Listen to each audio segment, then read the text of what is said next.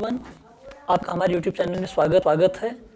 आज हम इस श्रृंखला में जिसमें हम यूपी बोर्ड के क्लास 10th बोर्ड एग्ज़ाम को कवर करेंगे। इसमें हम आपको अपने क्रैश कोर्स में unsolved paper solving plus crash course का जो है आपको मैटर प्रोवाइड करेंगे।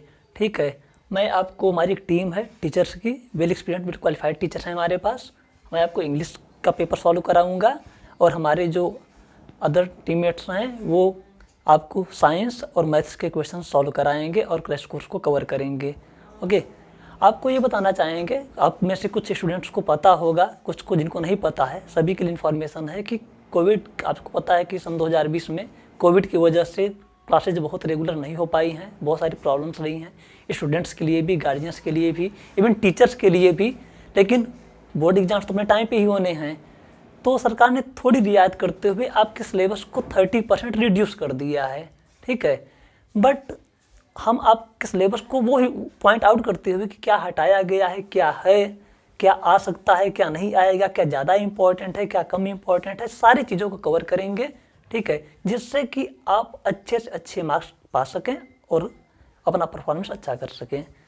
ओके, अब चलिए देखते हैं कि आपका जो कंप्लीट सिलेबस है, ठीक, वो क्या है।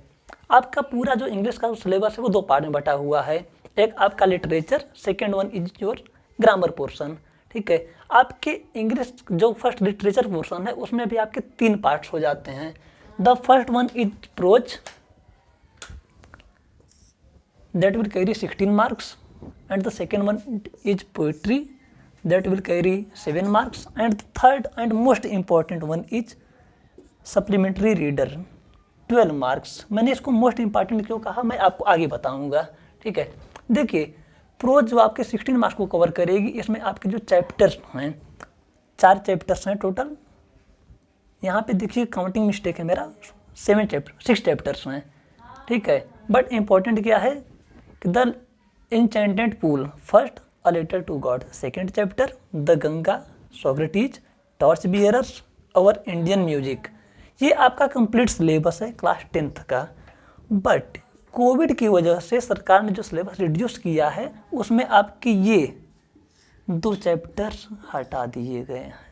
ठीक है, मतलब आपके बोर्ड एग्जाम में आपको कवर करना है इन 4 चैप्टर्स को और ये आपको दिलाएंगे 16 मार्क्स।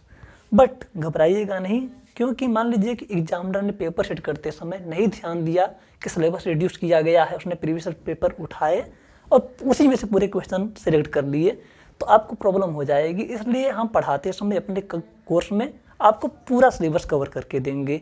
ठीक है, बट ये पॉइंट आउट करते जाएंगे कि आपके सिलेबस में हटाया गया, लेकिन आपको पढ़ना है, आपको पूरी तैयारी करके जानी ताकि आप अच्छे से अच्छे मार्क्स ला सकें।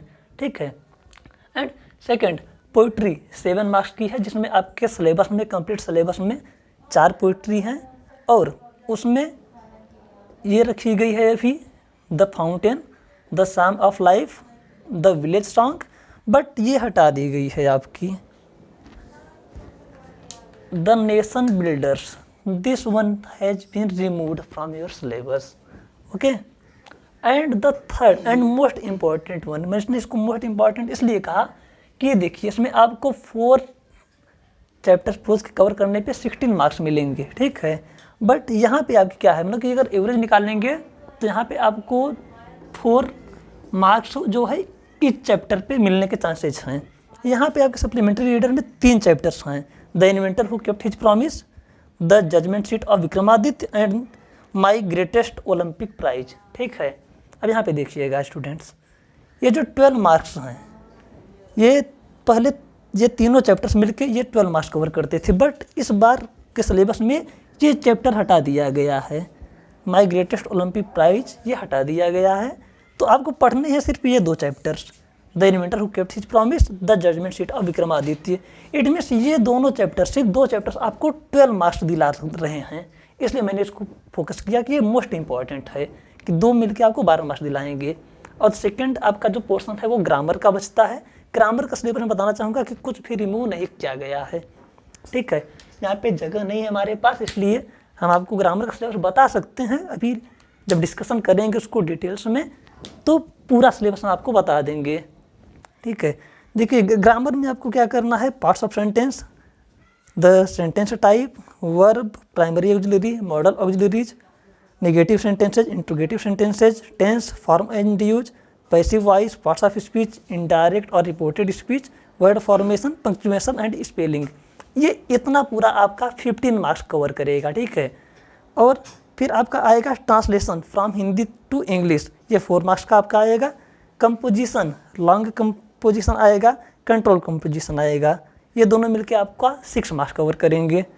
And the third one is letter writing या एप्लीकेशन राइटिंग, ये 4 मार्क्स में दोनों नहीं आएगा और करके आएगा, ये कोई एक आपको कवर करना रहेगा। उसके बाद आपका है कंप्रहेंशन, अनसीन पैसेज आते हैं, उसमें से आपको कभी कभी क्वेश्चन आंसर दे देता है बताने के लिए या फिर हम लोग इसका एक्सप्लेनेशन करने के लिए, ठीक है।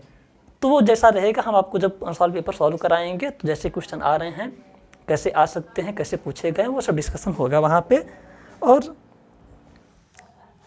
यहाँ पे आपका जो सिलेबस है वो अपेंडिसेज में आपका कुछ खास है नहीं, words often confused, synonyms and antonyms है, cries of birds and animals, glossary, बस इतना, ये कंप्लीट सिलेबस है आपका, ठीक है।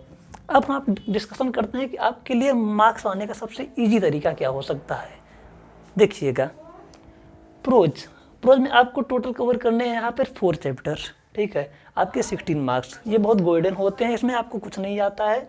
नॉर्मली प्रोज का एक पैराग्राफ दे देगा, ठीक है, उस पैराग्राफ में आपको उसका रेफरेंस लिखना है, कॉन्टेक्स्ट लिखना है, उसका एक्सप्लेनेशन लिखना है, ठीक है। हिंदी में जैसे आप संदर्भ, प्रसंग और व्याख्या लिखते हैं, सेम काम यहाँ करना है, बट ये इंग्लिश में होगा, ठीक है। कैसे होगा वो परेशान मत होइएगा, हमारे साथ बने रहिए, हम आपको इजीली बताएंगे कि आपको कैसे जो दिया गया है उसी में से कैसे लिखना है। आपको अलग से कुछ नहीं लिखना, जो क्वेश्चन पेपर में आया है उसी में से किस तरीके से आपको उन चीज़ों को समझते हुए अपने शब्दों में लिख देना है, ठीक है। और दूसरा ये पोइट्री, ये बहुत इंपॉर्टेंट पोर्शन है स्टूडेंट्स। रीज़न यह है कि जैसे इसमें क्या है कि जितना आपकी लाइन्स हैं, जो पैराग्राफ हैं, उसमें जितना आपका मीनिंग निकल के आएगी आपको सिर्फ उतना ही लिखना है। बट पोइट्री में क्या होता है, मीनिंग हिडन रहती है, ठीक है। इसमें क्या रहता है कि आपको पहले उस पोइट्री का या जो स्टैंजा दिया हुआ है उसके आपको भावार्थ को समझना पड़ेगा, उसकी जो मीनिंग है उसको समझनी पड़ेगी, फिर उसकी मीनिंग, उसके वर्ड्स के अलावा उसमें जो निहित भाव है उसका, ठीक है, जो छुपा हुआ भाव है, हिडन जो पोर्शन है, उसको मेंशन करते हुए आपको इसका रेफरेंस, कॉन्टेक्स्ट और एक्सप्लेनेशन लिखना पड़ता है। इसलिए ये पोर्शन थोड़ा सा आपके लिए डिफ़िकल्ट हो जाता है, बट कोई प्रॉब्लम नहीं है, हम इसको भी इजीली कवर करेंगे। और सबसे आसान और सबसे अच्छा नंबर 12 पढ़ना कितना है, सिर्फ 2 चैप्टर, ठीक है, इससे अच्छा तो हो ही नहीं सकता है कुछ, सबसे अच्छे से हम इसको कवर करेंगे। और ये बात ग्रामर पोर्शन की, तो उसमें आप बिल्कुल चिंता मत कीजिएगा, आपका सिलेबस बहुत ज़्यादा है नहीं, जो भी है हम उसको धीरे धीरे करके एकदम स्मूथ वे में आराम से कवर करेंगे, आपको अच्छे समझ में आएगा। आपको जो नहीं समझ में आता है हम आपको आगे कुछ ऐसे मतलब कि गेटवे प्रोवाइड करेंगे जहाँ से आप हमसे डायरेक्ट कांटेक्ट कर सकते हैं, आपको जो प्रॉब्लम्स होगी आप उसको पूछ सकते हैं। उसके अलावा आपकी प्रॉब्लम्स का जब एग्रीगेट करके हम उस पर भी कुछ वीडियोज़ बना देंगे, अनुसार पेपर सॉल्व करा देंगे। इनफैक्ट आपके एग्जामिनेशन जो 15 अप्रैल के बाद होने वाले हैं, हम आपको 10 अप्रैल तक पूरा प्रयास करेंगे कि आपके जो 70 मार्क्स का एग्ज़ाम होने वाला है, ये इतना तैयार किया जाए कि आप इसमें से मैक्सिमम जितना आप लाना चाह रहे हैं, ठीक है, जो आप सोच रहे हैं वो आप अचीव कर लें। देखिए, हम आपको यहाँ पे बता सकते हैं, लेकिन हमारे साथ आपको भी मेहनत करनी पड़ेगी। अभी तक क्या किए क्या नहीं किए भूल जाइए, जितना टाइम बचा हुआ है वो सफिशिएंट है।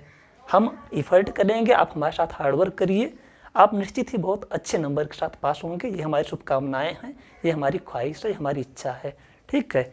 आज की क्लास में ये डिस्कशन कम पूरा होता है।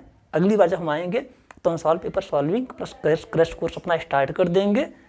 उसमें हम इस सिलेबस को तो डिस्कस कर देंगे बीच बीच में, बट उसमें हम स्मूथली अपनी टीचिंग पर्पस पे आ जाएंगे। ओके, बने रहिएगा हमारे साथ। वीडियो पसंद आए तो हमारे चैनल को सब्सक्राइब कीजिए, वीडियो को लाइक कीजिए, कमेंट सेक्शन में आपके अपने क्वेश्चन, अपनी क्वेरीज पूछ सकते हैं, ठीक है। धन्यवाद।